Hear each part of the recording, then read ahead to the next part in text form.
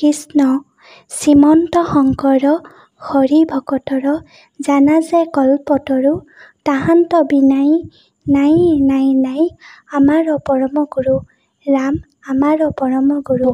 আজি মই শিশু কৃষ্ণৰ জন্ম জয়ন্তীৰ উপলক্ষে দুআষাৰমান ক'বলৈ আগবাঢ়িছোঁ। জন্মাষ্টমী উৎসৱটো ভগৱান শ্ৰীকৃষ্ণৰ জন্মদিন ৰূপে পালন কৰা হয়। এই উৎসৱক গোকুলাষ্টমী বুলিও কোৱা হয়। এই উৎসৱ প্ৰত্যেক বছৰৰ ভাদ মাহৰ কৃষ্ণপক্ষৰ অষ্টমী তিথিত পালন কৰা হয়। ভাগৱতৰ দশম স্কন্ধৰ ৩ৰ পৰা ৮ম অধ্যায়লৈকে কাহিনীভাগ আহৰণ কৰি অতি চমুকৈ তেৰাই শিশুলীলা খণ্ডটি ৰচনা কৰিছে। ইয়াত মুঠ ১১টা ঘোষা আছে। এই তাকৰীয়া ঘোষা আৰু পদাৱলীৰ ভিতৰতে গুৰুজনাই শ্ৰীকৃষ্ণৰ জন্ম, বাসুদেৱে কৃষ্ণক নন্দৰ ঘৰত লুকুৱাই থোৱা, পুতনা বধ, অসুৰ বধ, চক্ৰবাদ, গোপীসকলৰ ঘৰত কৃষ্ণৰ দুষ্টালি, বকাসুৰ বধ, গোপীৰ বস্ত্ৰহৰণ, কালীয় দমন আদি শ্ৰীকৃষ্ণৰ শিশুকালৰ সকলো ক্ৰিয়াকলাপকে শিশুলীলা খণ্ডত বৰ্ণনা কৰিছে। ভাগৱতৰ শিশুলীলা অধ্যায়ত শ্ৰীকৃষ্ণৰ জন্মৰ পৰা গুৰুগৃহত অধ্যয়ন কালৰ সমাপ্তিলৈকে সামৰি লোৱা হৈছে। জগতৰ সকলো শিশুৰে আচৰণ যেনে দুষ্টালি, ছল চাতুৰি, হৰ্ষ বিষাদ আদি সকলো একে, ঠিক তেনেদৰে কৃষ্ণও ব্যতিক্ৰম নহয়। আন শিশুৱে যি কৰে কৃষ্ণইও তাকেই কৰিছে।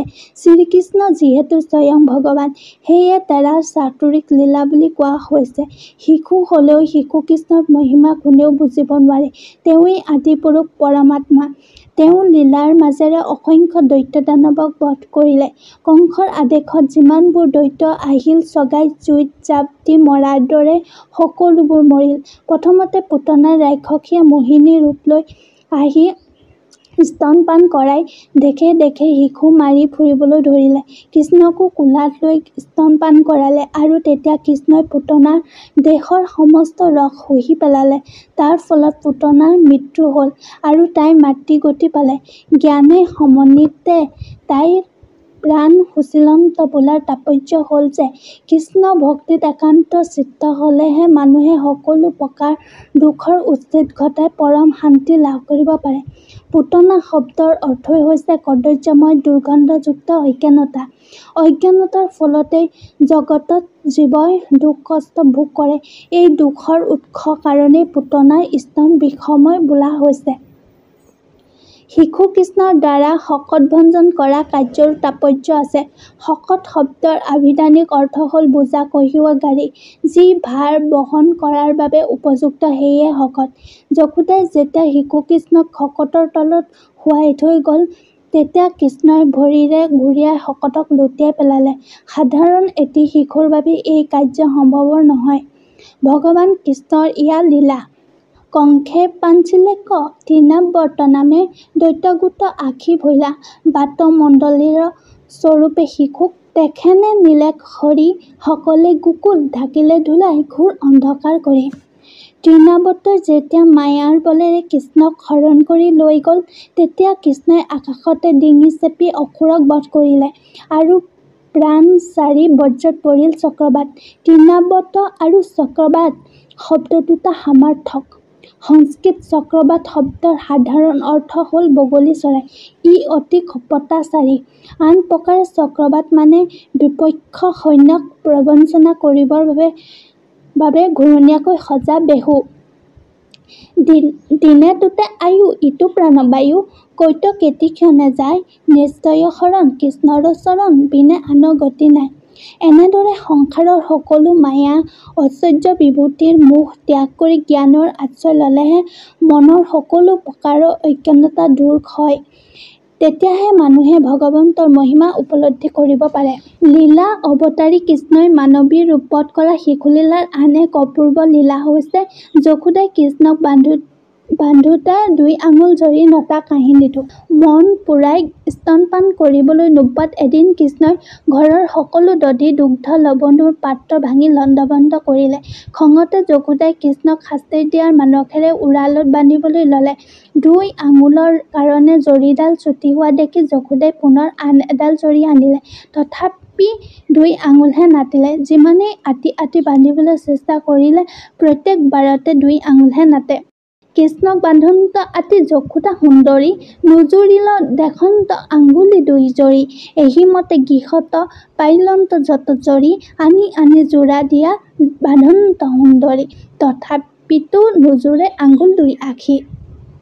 ইয়াৰ তাৎপৰ্য হ'ল মায়াৰ দ্বাৰা আবৃত হৈ যশোদাই কৃষ্ণৰ পৰম পুৰুষত্ব তথা ঐশ্বৰিকত্বৰ কথা উপলব্ধি কৰিব পৰা নাছিল।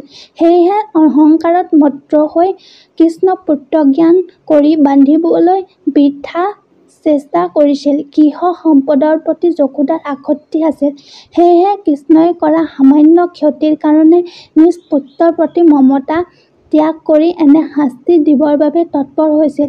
ফলস্বৰূপে কৃষ্ণক বান্ধিবলৈ কৰা চেষ্টাত বাৰম্বাৰ বিফল হৈছিল। অৱশেষত মাতৃৰ কষ্ট সহ্য কৰিব নোৱাৰি কৃপাময় কৃষ্ণে বান্ধ ললেন্ত আপুনি। যশোদাই যেতিয়া কৃষ্ণৰ মহিমা বুজি পালে তেওঁৰ মনৰ পৰা মায়া মোহ অহংকাৰ দূৰ হ'ল বাৎসল্য প্ৰেমৰ ৰসেৰে অন্তৰ উপচি পৰিল। তেতিয়া কৃষ্ণই স্নেহে ললা আপুনি বন্ধন। এদিনাখন কোনে ফল লবা বুলি চিঞৰি চিঞৰি বাটেৰে এগৰাকী পোহাৰী আহিল।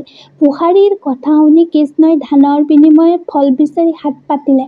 পোহাৰীয়ে সভক্তিৰে কৃষ্ণক দুয়ো হাত উপচাই ফল দিলে। লগে লগে পোহাৰীৰ ফলৰ পাছি সোণেৰে উপচি পৰিল। ইয়াৰ তাৎপৰ্য এইয়ে যে কৃষ্ণ হ'ল অন্তৰ্যামী পুৰুষ। শিশু কৃষ্ণৰ লীলাৰ মাজেৰে তেৰাৰ ভগৱন্ত ৰূপ অহৰ্নিশে প্ৰতিফলিত হৈ আহিছে। যাৰ মন লোভ মোহ মায়াৰ দ্বাৰা কেতিয়াও আবৃত নহয়, যিজনৰ অন্তৰ নিস্বাৰ্থ ভক্তিত গদগদ হৈ থাকে, একো নিবিচাৰাকৈ ভগৱন্তই তেওঁক সকলো দান কৰে। বৎসাসুৰ নামেৰে এটা অসুৰক কংসই গোকুলৰ শিশুবোৰক বধ কৰিবলৈ পঠিয়াইছিল। ই দেখাত গোপ বৎসৰ দৰে।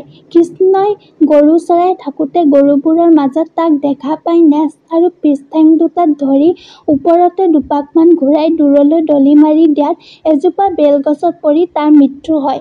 ইয়াৰ পিছত কংসৰ আদেশত বকাসুৰ আহে গোকুলৰ শিশুবোৰ বধ কৰিবলৈ। এই অসুৰটো আকৌ দেখিবলৈ এটা ডাঙৰ বগলীৰ দৰে। চলেৰে আহি বকাসুৰে কৃষ্ণক গিলি থয়। খন্তেক পাছতে কৃষ্ণক হজম কৰিব নোৱাৰি পেটৰ পৰা উলিয়াই দিয়ে আৰু সি বমি কৰি মূৰ্ছা যায়। কৃষ্ণই তাক বিৰিণাৰ পাত চিৰাদি চিৰি পেলায়। ধেনুকাসুৰকো সবান্ধৱে কৃষ্ণই বধ কৰিলে। মই দানৱৰ পুত্ৰ বোমাসুৰেও পশুপালকৰ ৰূপ ধৰি গোপবালক সকলক হৰণ কৰি গহ্বৰত সুমাই শিল এটাৰে গহ্বৰৰ মুখখন ঢাকি ৰাখিলে। কৃষ্ণই বোমাসুৰক বধ কৰি গোপ শিশুসকলক উদ্ধাৰ কৰি আনিলে। এনেদৰে নানা অসুৰক বধ কৰাৰ কাহিনী ৰূপকৰ চলেৰে ব্যক্ত কৰা হৈছে। এইসকল অসুৰক বধ কৰাৰ তাৎপৰ্য এইয়ে যে ভক্তৰ মনত কেতিয়াও ভোগ লালসা ক্ৰোধ কপটতা আদিৰ জন্ম হ'ব নালাগে। এই ৰিপুবিলাকৰ উদয় হ'লেই মানুহে মানৱী তনু লাভ কৰি কৰিবলগীয়া সকলো ভাল কামৰ কথা পাহৰি যায়। এইবিলাকৰ নিৰ্মূলৰ প্ৰয়োজনীয়তা দেখুৱাবলৈকে এনেবোৰ দৈত্য দানৱৰ বধৰ কাহিনী উল্লেখ কৰা হৈছে।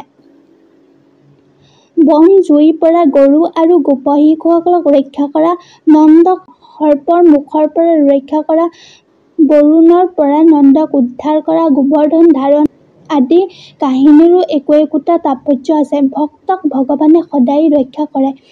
কৃষ্ণৰ চৰণত একান্ত চিত্ৰে শৰণ ললেহে তেৰাই সকলো বিঘিনি দূৰ কৰে। গোপীৰ বস্ত্ৰ হৰণৰো তাৎপৰ্য এইয়ে যে ভগৱন্তৰ ওচৰত যেতিয়া নিজকে অৰ্পণ কৰা হয় তাত কোনো কাৰ্পণ্য থাকিব নালাগে। কায় বাক্য মনেৰে নিজকে ভগৱন্তৰ চৰণত সৰ্পিব পাৰিলেহে ভগৱন্তই ভক্তৰ মনোবাঞ্ছা পূৰণ কৰে। বিৱস্ত্ৰা গোপীসকলৰ প্ৰথম অৱস্থাত এখন হাতেৰে লজ্জা নিবাৰণ কৰি আনখন হাতেৰে কাকুতি কৰি কৃষ্ণক বস্ত্ৰ বিচাৰিছিল। তেতিয়া কৃষ্ণই গোপীৰ বাঞ্ছা পূৰ্ণ কৰা নাছিল। শেষত যেতিয়া দুয়ো হাতেৰে বিচাৰিলে তেতিয়াহে কৃষ্ণই গোপীসকলক বস্ত্ৰ ঘূৰাই দিছিল। কংসৰ অনুচৰ অঘাসুৰে গৰু আৰু গোপবালকসকলক গিলি পেলালে। ভকতসৱৰ আসন্ন বিপদ দেখি কৃষ্ণইও অঘাসুৰৰ মুখ গহ্বৰত প্ৰৱেশ কৰিলে। সকলো মুখত সোমোৱাত অঘাসুৰে তাৰ মুখখন জপাই দিলে। কৃষ্ণই তাৰ ডিঙিৰ বাট বন্ধ কৰি পেলালে আৰু তাৰ পেটত বায়ু বৃদ্ধি কৰি উশাহাই পেলালে। মূৰেদি তাৰ প্ৰাণ বাজ হৈ গ'ল। কৃষ্ণৰ স্পৰ্শত অঘাসুৰে গতি পালে। কৃষ্ণই অতি আনন্দ মনেৰে বাঁহী বজাই গৰু চৰাই থাকোঁতে ব্ৰহ্মাই আহি সমস্ত গোৰক্ষ ডামুৰি চুৰ কৰি নি মায়া কৰি গহ্বৰৰ ভিতৰত লুকুৱাই থলে। কৃষ্ণই এয়া ব্ৰহ্মাৰ কাম বুলি বুজিব পাৰি নিজেই গোৰক্ষ ডামুৰি হ'ল। পুনৰ ব্ৰহ্মাই এই সকলোবোৰ দেখি আচৰিত হ'ল। কৃষ্ণই ব্ৰহ্মাৰ আগত চতুৰ্ভুজ ৰূপ ধাৰণ কৰিলে। মোহগ্ৰস্ত হৈ ব্ৰহ্মাৰ মাত হেৰাল। কৃষ্ণৰ চৰণ কমলত পৰি তেৰাৰ অনন্ত মহিমা সোৱৰণ কৰিলে। তোষমাক পৰীক্ষুময়ী মায়াক পকতি অগণিৰ আগে যেন ক্ষুদ্ৰ ফিৰিঙতি। অন্ধবৈল চক্ষু শৈলা কৰিলো তোষমাক ময়ি ভিন্ন ঈশ্বৰ মানিলো আপোনাক। কালীয় দমনত ভগৱান শ্ৰীকৃষ্ণৰ লীলাৰ মাজেদি ঐশ্বৰিক লীলা প্ৰকটিত হৈছে। কৃষ্ণৰ শক্তি পৰাক্ৰম নুবুজি কালীয়ে সমস্ত দেহ নেজেৰে মেৰাই ধৰিলে। বিষৰ প্ৰভাৱত কৃষ্ণ কিছু সময় টোপনি গৈ আছিল। কাৰণ মনুষ্য তনু লৈ থকা বাবে তেৰাই মনুষ্য চেষ্টা দেখুৱাইছিল। কিন্তু নন্দ যশোদা গোপগোপী গোৱাল আদি মহাভক্তসকলৰ দুখ সহ্য কৰিব নোৱাৰি কৃষ্ণই গাৰ জোৰেৰে উফাল মাৰি সপৰ্ব বান্ধ এৰাই একেজাপে কালীৰ মূৰত উঠি ললে। সমস্ত জগতৰ অধিপতিয়ে সৰ্পৰ মূৰত ভৰি দিয়াত নাকে মুখে তেজ ওলাবলৈ ধৰিলে। নাগ পত্নীসকলে স্বামীৰ মৃত্যু আসন্ন দেখি কৃষ্ণক স্তুতি কৰিবলৈ ধৰিলে। তেওঁলোকৰ স্তুতিত সন্তুষ্ট হৈ কৃষ্ণই কালীনাগক প্ৰাণে নেমাৰি হ্ৰদলৈ খেদি পঠালে। দুৰ্জন জনৰ চিন্তিবামাৰ সেহিহে কাৰ্য তজো অৱতাৰ। পূৰ্বত কিনো তপ আছে কৰি যাহাত তুমি তুষ্ট ভৈলা সৰি। নাগপত্নীসকলৰ এই স্তুতিৰ মাজেৰে কৃষ্ণলীলাৰ তাৎপৰ্য প্ৰকাশ পাইছে। ভগৱানৰ পদধূলা পালে সৰ্বোত্তম পদকো ভকতে ত্যাগ কৰিব পাৰে। কালী নাগক দমন কৰাৰ পাছত গধূলি হৈ অহাত নন্দ যশোদা গোপগোপীসকল সহিতে কৃষ্ণই যমুনাৰ পাৰতে ৰাতিটো কটালে আৰু ভোক পিয়াহে লালকাল হৈ টোপনি গল। এনেতে বনত জুই লাগিল। সকলোৰে মাজত হোৱা ধোৱা লাগিল। সকলোৱে আমাক ৰক্ষা কৰা বুলি কৃষ্ণক স্তুতি কৰিবলৈ লাগিল। ভকতসকলৰ দুখ দেখি ভয় নাই বুলি কৃষ্ণই বনাগ্নিক আনন্দ মনেৰে পান কৰিলে। নোহোন্ত মানুষ নন্দতনয় পৰম পুৰুষ জানি নিশ্চয় বুলি সকলোৱে কৃষ্ণৰ লীলা উপলব্ধি কৰি আনন্দিত হ'ল। ইয়াতো বনাগ্নিৰ পানৰ তাৎপৰ্য হ'ল এইয়ে যে ভগৱান ভক্তৰ অধীন। যেতিয়ালৈকে জীৱই সংসাৰৰ সকলো মায়া মোহ লোভ ত্যাগ কৰিব নোৱাৰে, বন্দীশালৰূপী গৃহবাস এৰিব নোৱাৰে, ভৰিৰ শিকলিৰ দৰে মোহ ত্যাগ কৰিব নোৱাৰে, তেতিয়ালৈকে ভগৱান কৃষ্ণৰ ভকতি পূৰ্ণাংগ হ'ব নোৱাৰে। সেয়েহে কায় বাক্য মনে ভগৱানত শৰণ লোৱাটোহে সাৰ কথা। কাৰণ ভগৱানৰ মায়া ঐশ্বৰ্যৰ পাৰ